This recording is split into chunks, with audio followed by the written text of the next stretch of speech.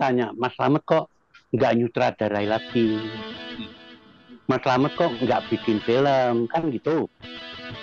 Saya jawab, saya sedang bikin film. Loh, kameranya mana?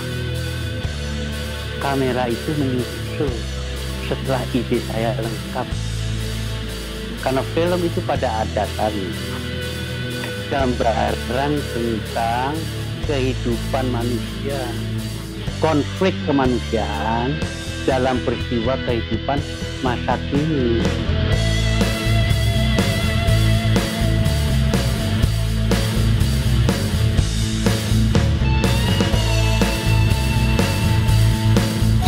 Itu kan sering diidentikan jepilan sanggar populer, ya kan? Di sana ada Christine Hakim, ada Nana Riantiarno, ada Eros Jarot dan lain-lain ya. Lalu kalau ini Osmar Ismail Perfini, lalu kalau Arifin Sinur Teater Kecil dan sebagainya. Zaman Mas Slamet Raharjo dan zaman sebelumnya itu kan memang ada komunitas-komunitas sanggar atau lingkungan yang menjadi tempat mengasah wacana, berdiskusi, berdiskursus supaya para sinias itu terbiasa diskusi untuk membahas hal-hal semacam itu, Mas Slamet. Yang tadi itu, supaya punya argumentasi, latihan, dan sebagainya untuk dituangkan di artikel itu. Nah sekarang saya lihat nggak ada komunitas-komunitas seperti itu. Menurut Mas Slamet gimana? Ya memang, ya mereka nggak perlu. Ya. Aku kan pernah bersama, kalau nggak salah bersama Dono, Indro, Kasino ya, melihat industri tas kulit di Jogja, Bantul. Sayangnya karya-karya yang bagus itu dikurangi nilainya karena apa? Kulitnya rodok mambu, Mas. Karena kurang digodok lebih supaya baunya hilang, kan gitu. Disamak kembali, ya kan? Ya, disamak. Tetapi apa jawaban penjual kulit itu? Ngaten mawon sampun pajeng kok, Pak. Mau ngomong apa? Ya. Tapi no, itu sarjana sosial, dia tahu betul. Andai kata itu ditingkatkan nilai kualitas kulitnya, secara sosial kita berharga, kan gitu. Nah, iya kan? Artinya penjual kulit itu tidak punya cukup kontribusi untuk meningkatkan kualitas pemakai tas kulit itu, kan gitu, Mas? Jadinya. Nah, kalau sini memiliki kontribusi terhadap peningkatan, nah gitu. Ya jangan salah lah, Mas. Kan kalimatnya jawabannya gini. Begitu saja sudah laku kok, Mas. Bukan mutu, masalah harga dan yang dijualnya klop. Ya buat apa saya perbaiki lagi? Orang sudah cukup, begitu ada orang beli kok. Tetapi andai kata diperbaiki, saya lebih yakin pasti lebih laku, kan gitu. Itu sebabnya Dono mengajak saya bagaimana caranya ngomong sama orang-orang itu. Nah tiba-tiba saya tahu, oh ini latar belakang Dono sebagai sarjana sosial, kan? Ya, dan itu penting bagi dia. Itu kebetulan saya kenal Dono ya. Itu sangat mengganggu Dono, sangat menggelisahkan Dono, meskipun tidak mendapat dukungan dari dua yang lain, sehingga Dono suatu hari membuat film sendiri. Judulnya apa? Anggaplah aku kejegar, pokoknya itulah yang pakai skenario-nya dia. Tapi terlepas itu, Mas ya, kan orang membuat film. Saya kira, saya meyakini Mas ya, sutradara ataupun produser tidak semata-mata tadi lah asal untung lah. Saya kira enggak lah, Mas. Pengen berekspresi lah, masih lah. Ya kan? Tidak seperti tadi loh. Kulit yang ingin jualan kulit asal laku kan? Atau seperti itu senior-senior sekarang, Mas? Menurut Mas? Oh, no. Saya mesti apresiasi mereka. Terus sekarang ini secara teknis film-film saya sudah kalah. Bayangkan kamera worknya bagus, cahayanya bagus. Karena dulu saya kalau bikin film, gimana ngontrolnya? Monitor orang no. Kan gitu. Cuma dedok, nanti kalau pulang dari Hong Kong, mudah-mudahan mirip. Nah, karena saya membantu art director, itu set nggak boleh dirubah sebelum ada film datang dari Hong Kong. Karena kita nggak bisa. Nah sekarang itu dalam monitor kita tuh sudah tahu nanti jadinya kayak begini kan gitu. Enggak Nah ukuran jadi dengan demikian Mas Slamet. kalau ya Bilang film sekarang, filmnya Mas Slamet kalah dengan yang sekarang kalau bagus secara teknis. Masa film hanya dilihat dari segi teknis? Kan tadi bilang film itu adalah imaging, ada nilai-nilai di dalamnya. begini Mas, saya itu tidak sesempurna sekarang kalau mau bicara tentang Chiaroscuro Light, Ini obrolan. Rembrandt Light. Karena apa? Ramalannya masih dadek, Dok.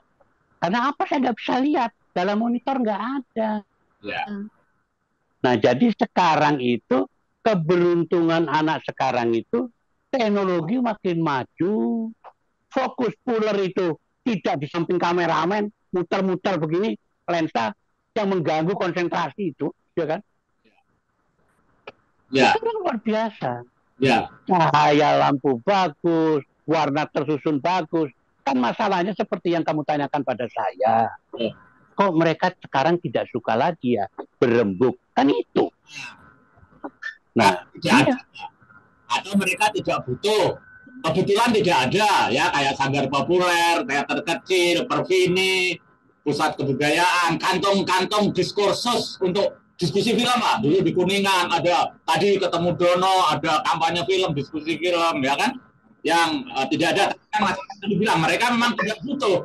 Nah, kalau tidak ada ruang untuk itu dan tidak butuh, ya memang kita nggak bisa berharap apa-apa, Mas Slamet ya. Nah, saya kira sekarang ini kan individualis itu menonjol sekali ya. Kebenaran-kebenaran bersama itu sudah semakin luntur. Jadi tidak ada kebersamaan dalam pengertian gambaran masa lalu. Ya jangan dibanding-bandingkan dong. Ya. Zaman dulu ya punya caranya sendiri, punya bahasanya sendiri. Nah sekarang saya bisa bilang begini sama kakek saya zaman dulu, Simbah ki lebay, masuk neraka saya, ya kan? Tapi sekarang itu telah menjadi. Tutur saya mengatakan, yang ini lebay, belum apa-apa sudah nangis, belum apa-apa terharu. Jadi dulu saya ngomong begini sama mbak saya, bilang lebay, iya toh, dicetak kepala saya. Iya. Tapi hari ini sudah jadi bahasa. Mengapa kita harus berhenti di satu titik? Jangan Mas Akhlis. Kita tidak boleh berhenti di satu titik. Saya ikuti kok film hari ini, ya kan? Saya ingat Mas persoalan. Ya. Saya ingat dulu Mas Slamet yang perlu dicari itu adalah film Indonesia dengan F besar, I besar. Nah, dulu kalau kita sering ngobrol-ngobrol, film Indonesia dengan F itu. Ya. Tadi saya berpendapat terakhir yang bisa menampilkan warna, terlepas dari masih debatable ya, terlepas dari pencarian itu tidak harus menemu, terakhir yang menjadi ikon pencarian film Indonesia itu kan Garin ketika bikin Cinta Sepotong Roti setelah sebelumnya Mas Slamet lewat Rembulan dan Matahari. Iya. Nah, saya melihat tadi sekarang ini ada nggak sih warna film Indonesia, terlepas dari warna ini masih kita debatkan ya, tapi pencarian terhadap warna Indonesia, film Indonesia dengan F dan I besar, yang tercermin dari sekian banyak sines kita selama 20 atau 30 tahun terakhir ini, Mas. Menurut Anda? Ya, saya minta maaf ya kalau saya tadi menyebut satu nama ya. Bukan berarti nama yang lain itu tidak berupaya. Tapi kan saya harus menjawab pertanyaan Anda. Ya kan? Ya. Saya kenapa tidak menjagokan film Andini yang terakhir, ya kan? Tentang apa itu Nana, apa nama judulnya lupa ya. Nah, tetapi karena apa? Film itu bagus, tetapi kurang justified sebagai warna lokal yang dipilih, pola pikir yang dipilih. Iya, jadi persoalan bagi saya bukan film itu jelek, kelengkapannya kurang pas, kan gitu. Tapi saya hargai film itu sebagai film bagus, karena sinematografernya bagus, segala macamnya. Nah sehingga dengan demikian Supaya kenapa saya kalau bilang kamu garing, cinta sepotong roti, ya jadi kita nggak bingung. Contohnya jelas gitu loh, Iya, iya, ya kan? iya, Nah, ini contohnya hari ini, ya itu. Contoh hari ini kebetulan kok anaknya garing, ya kan? iya.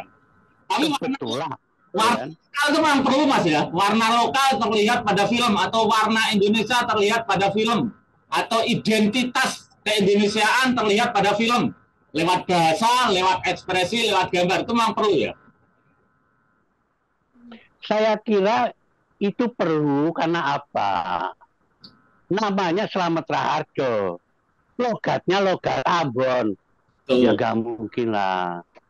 Jadi kalau saya namanya Watimena, ya logat Ambon saya dimaafkan pasti dimengerti, ya kan? Saya harus bermain Tengku Umar, ya bisa aja, nggak usah pakai logat logat apa Aceh boleh aja. Salahnya apa? Orang Napoleon juga berasa Prancis, Marlon Brando mainnya pakai bahasa Inggris, Iya. ya kan? Tetapi dia justify. Semua orang Prancis bilang ini Bonaparte. Iya. Yang salahnya cuma yang kurang lengkap karena Bonaparte dimainkan oleh Marlon Brando pakai bahasa Inggris. Iya. Andai kata bisa Iya. pakai bahasa Prancis akan lebih bagus.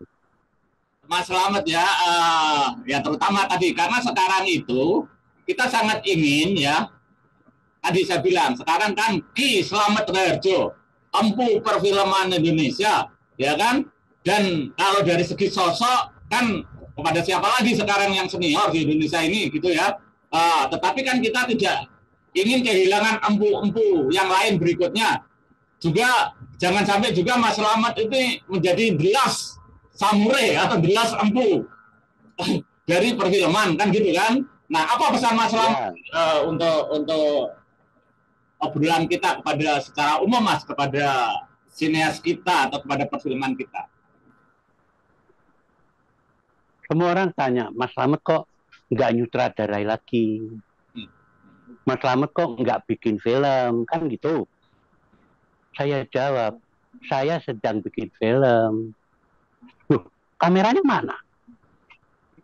Kamera itu menyusul setelah ide saya lengkap. Karena film itu pada dasarnya gambaran tentang kehidupan manusia, konflik kemanusiaan dalam peristiwa kehidupan masa kini. Masa kini itu bisa digambarkan juga dengan misalnya ya, dengan pesan Sudirman. Pesan Sudirman kan sederhana. Mana lebih tahu? Menguasai lokasi kampungmu, yang lebih tahu kamu atau Belanda? Lalu tentaranya bilang, ya, Pak, saya lahir di sini. Saya tahu. Wetan Kulon Kidulnya kampung saya itu saya tahu. Nah, kalau kamu tahu, bagaimana kalau kita ganti siang jadi malam, malam jadi siang? Maksudnya apa, Pak? Maksudnya, walaupun gelap, karena kamu menguasai medan, kamu bisa berlari atau dalam kegelapan. Tetapi Belanda, siang hari aja tidak kenal desa itu. Iya, itu pesan. Balik aja. Iya, itu pesan. Kalau siang kamu, tunggu dulu. Kalau Belanda lihat kamu siang hari, kok tidak ada tentara ya? Yang ada kok petani. Kamu perangnya malam hari. Namanya siasat itu gerilya. Kok bisa juga di sini kita bergerilya, bisa toh? Ya. Tidak harus pakai senjata toh? Ya. Tetapi menguasai lokasi, menguasai pola pikir, dan menguasai tujuan negeri. Kan? Iya, itulah. Makanya pesan tahun 40-an. Iya. Ya, Mas Slamet, makanya itu dia. Cocok itu. Itulah pesan dari seorang empu Ki Slamet Raharjo, empu perfilman yang disandangkan itu saya sedang oleh Taman Siswa. Yang ditanya kenapa Mas Slamet nggak bikin film? Ya. Ya bukan. Yang kenapa Mas Slamet nggak bikin film? karena saya lagi mempelajari Sudirman, Ya. mempelajari Soeharto, mempelajari Soekarno, mempelajari Ki Hajar Dewantara. Yang terakhir, saya sedang mempelajari bagaimana ya orang pengen jadi presiden di Indonesia. Kira-kira otaknya dan perasaannya itu gimana? Itu yang sedang saya pelajari.